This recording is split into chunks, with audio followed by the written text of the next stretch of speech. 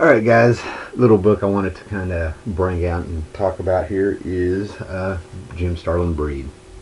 Now, this is a series of 3 books by Jim Starlin, and it started way back in '94. Part 3, book 3, supposedly has started this year. It's being put out by Image, and I'm looking forward to getting it, but I haven't seen hide nor hair of it, so it looks like it'll be, eBay or hopefully run across it somewhere. But anyway, just a little background here. This is by Malibu Comics, and Image, pure speculation here, Image had started out through Malibu when they first started out, and they left Malibu. So their reaction to replacing that comic line was the Bravura line of comics, and they got quite a few people to come in and let them, put out some of their books. Now, just to give you an idea of the company that this book came out in, we had Howard Chaykin doing his Power and Glory. You had Edge. You had Edge by Steve Grant and Gil Kane. I'll show you that. They brought back Dreadstar, which was by Starlin, Peter David, Ernie Colin. Power and Glory, like I said. And here we go. We had Walt Simonson doing Star Slammers. Peterson and Kevin McGuire were doing Strike Back. Steve Grant and Gil Kane were doing Edge. That's a miniseries I really would love to get a hold of. They brought in Brereton to do the Nocturnals. Marv Wolfman and Sean McManus did The Man Called Axe. And, they were able to survive there until Marvel bought them out. And now, getting back to where we're at here. Now, what I found interesting about this is that, if you walked into a comic book shop, and in the early 90s, there's just a glutton of books. And what amazes me is that this book is about demons, and it came out around the same time that, Hellboy was taken off.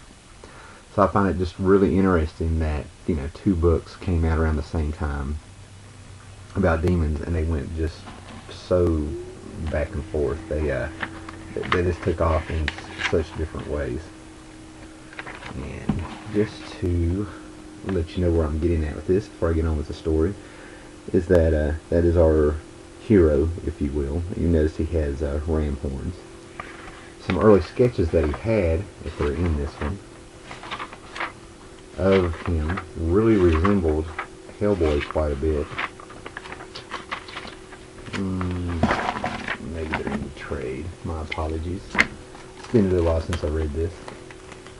But what was really interesting is that his original horns were a lot like what Hellboy's would be if he allowed them to grow out. These are some original concepts. Now, I want you to look at that. Now, we all know Jim Starlin is not a hack. We also know that Mike Mignola is quite talented and stuff, but it just amazes me how close together they came. And of course, this takes off in a completely different direction I do it. So I'm going to be covering the first book here, To Wet Your Whistle. Now, what I always thought about Jim Starlin is that he stood out to me because I never understood how he got by with a lot of what he did. His work has a lot of undertones of drugs. His stuff it touches on religion in a way that, it's like right in your face. The whole Warlock and Magnus Counter-Earth thing with the Man-Beast and everything like that. I mean, that stuff was just so obvious what it was, and he got by with it. He touches on suicide. He touches on, weird death and stuff. His Batman stuff, when you look back on it, it was kind of, instead of coming off disturbing, he kind of pulls it off with it, ended up being, sophisticated instead of controversial, which always, just amazed me. Batman the Cult, I can go on and on. Well, this book bounced around in his head for decades, and I think this is the most honest comic book work by Jim Starlin. I almost think that he is our main character here, to a certain extent. And I met him a couple years ago and asked him when is Breed 3 coming out, and he said he was, pretty much looking for somebody to publish and stuff, so thank you, Image, for finally doing that. Anyway, 1994, and in 1949, a Negro unit of army is sent out to this town. I'm gonna say it's like New Mexico or something. That's not important. And they send out one, stoner, this one guy stoner, to more or less lead the troops. And what's going to happen here is, all of a sudden, there's no contact with this town. All there is this weird green glow. Nobody's talking. Nobody's doing anything. And they're saying it could be anything from a down telephone line to some, a bunch of state troopers screwing off, to where they start joking it might even be aliens and stuff. And it's in Bucksnort. I don't know what the state is. But anyway, you got Stoner leading this Negro unit, and they come in and the town is just ripped to pieces. There's blood everywhere. And they're flipping out. They find little dolls and stuff. Everybody's been hacked and slashed. And they find a little girl's shoe with her foot still in it and everything. And they know something really bad has happened here. So they start storming the unit, and they find this, what cracks me up, he stuck the Psycho House in the background, but they find this building with no windows and stuff, and they go in there, and what they find is just really horrific. All the town's people, their skulls and stuff are stacked up, and there's demonic symbols everywhere. Nurse been shot, bodies hanging from chandeliers in a local bar, probably a strip club. And all of a sudden they hear a scream and a window break, and they rush to this house. Now, when they get in here to this house, something happens. Let's get to the point here. And, Stoner's men are just decimated by what happened, and they find this traumatized woman. I'm being real careful here because there is nudity in some chapters, and she's not talking. 9 months later, she has a baby, and Stoner ends up becoming part. Not only does he end up adopting the baby, but he becomes part of an unofficial task force that becomes official on these raids. This symbol has popped up in all these other towns. Then all of a sudden, we're in a place called Elsewhere, and you got your Jim Starlin stuff where you got the road person, and she ends up watching the baby grow up. And that's her.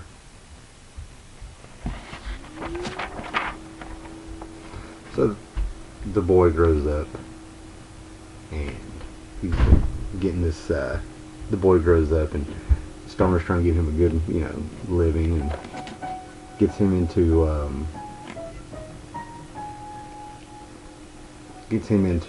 religion and stuff. I'm shooting a video! And we get Nixon in here, where they start finding out about all these raids and everything. And it becomes official. So our boy grows up and he joins the military, and he ends up getting sent to Vietnam. Now, just to get to the point of Vietnam, they get surrounded by Charlie there, and he's starting to freak out. He's trapped, and Charlie is all around him. And then he tries to fight. He feels this rage in him, and he's getting outmanned, outnumbered.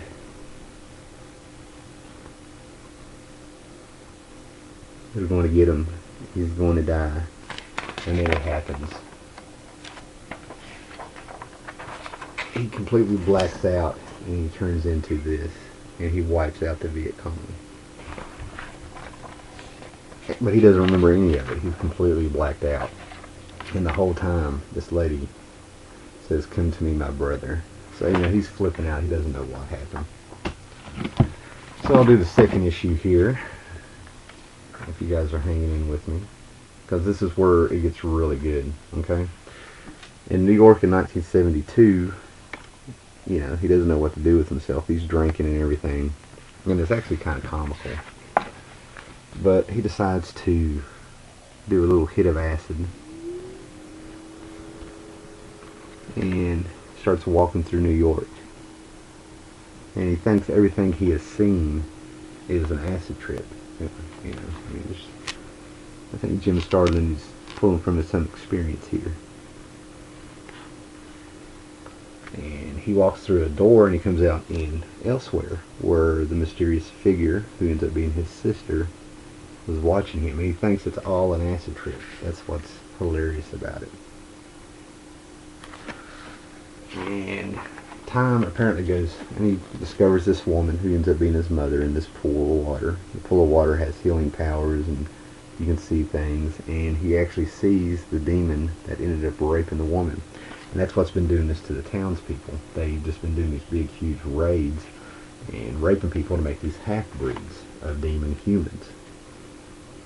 And he sees him flipping out in Vietnam, turning into his little semi-demon self. And from there, you know, he ends up realizing it's not an acid trip and gets attacked by this monster. And finally we see him slowly until he finally turns completely into his half-breed form. Okay, very 70s Cthulhu like. Well, things get explained to him, but you know, I'm not going to go issue by issue here, but you know, we travel through the 70s and I believe into the 80s with him, and there is a plan. And basically, he finally gets hunted. He and his sister get hunted by all these other breeds, and they're working for a master, probably their fathers or something. So basically, that's the gist of the first book. To get you going, I'm not going to tell you how it ends or anything like that, but if you guys were into that, I'll go over Breed 2 and kind of do the same thing, give you an overview of what else was coming. And this came out in October of '94, so it finished up in like '95, and here it is 16 years later, and I've been waiting for the end of what's going on. I'm just really happy that it's out there. Maybe pick up a little thing. Like I said, it just surprised me how much, you know, we had Hellboy and Breed come out, and they kind of started out where they could be almost the same thing. They both start out in the 40s. They both start, you know, they both start out in the 40s. They're both about, you know, horned demons here, you know, which that's not big of a stretch. They both wear black, and you know, Hellboy went one way and Breed went the other. And just kind of cool with that synergy in comics. So there's a little video there, so you guys carry on. Let me know what you think. Subscribe, comment, and let me know what you think.